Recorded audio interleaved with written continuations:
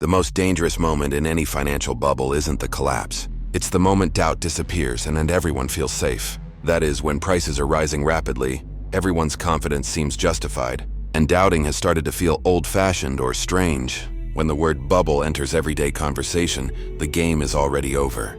But no one does this as fraud. The human mind quietly tells itself, this time it's different, and the process unfolds. Throughout history, every major bubble has shared a common trait. It never seems irrational while it is happening. It appears logical, reasonable, and even responsible.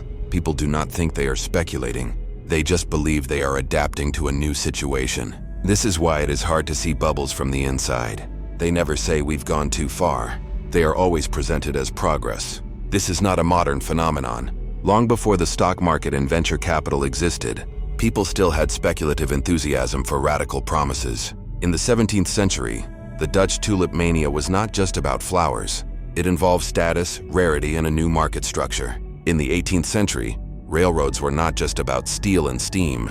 They were a national destiny. In the 1920s, radio stocks were not just companies. They had become the voice of the future. In the 1990s, the internet was not just technology. It eliminated distances. The important point is this: all these innovations were real. Bubbles are not built on imagination. They grow by stretching the limits of reality.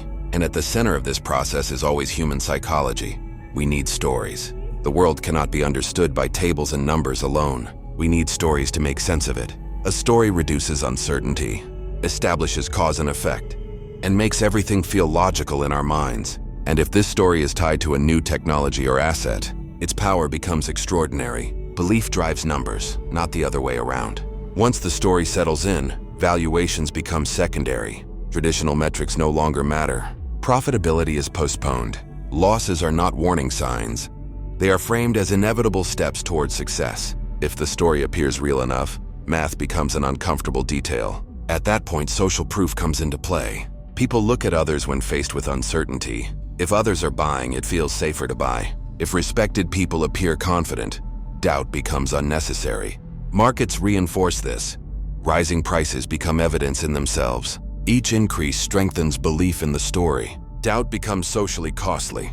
Analysts who question valuations are seen as pessimistic. Investors on the sidelines feel left behind. Career risk outweighs financial risk. Being wrong is safer. Being right is harder. When consensus forms, people experience it not as pressure, but as a confirmed truth. Confirmation bias begins. People do not stop looking at data. They just stop looking at uncomfortable data.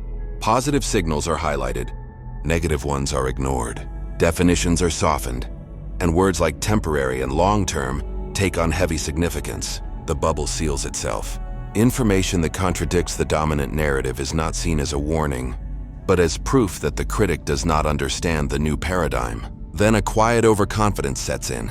Success is seen as personal income.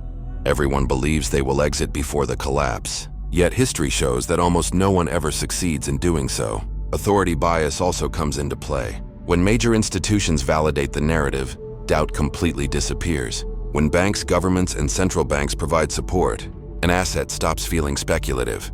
It feels approved. And through all of this, no one feels irresponsible. It feels compliant and rational. Modern bubbles no longer need mass hysteria. They can grow quietly, driven by a small number of institutions and investors. In the case of artificial intelligence, for example, the technology is real. Productivity gains are real, but markets price short-term expectations, not long-term outcomes, and psychology takes over. When a small group of AI companies captures a large portion of total market gains, belief directs capital to a narrow set. Valuations now rise not based on projected earnings, but on assumed future dominance. Positive news is amplified, negatives are ignored. The question becomes not how valuable is this, but how much exposure can I take? And throughout all of this, there is no panic. There is quiet conformity. People are not irresponsible. They act rationally, responding to career and performance risks. Bubbles can inflate without widespread excitement, without fanfare.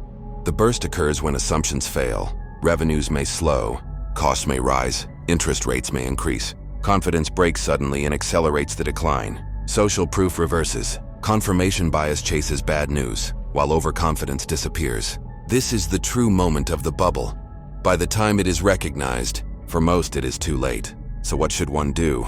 Rather than trying to predict the collapse, know your own assumptions. The important question is not, is this a bubble? But am I investing based on belief? If growth slows, capital tightens, what happens? If expectations reset, what remains? Bubbles do not form because people are greedy or foolish. Doubt feels less safe than belief, and that is why bubbles exist. Those who survive are not those who see the future clearly, but those who understand their own assumptions. If this perspective gave you something new, subscribe.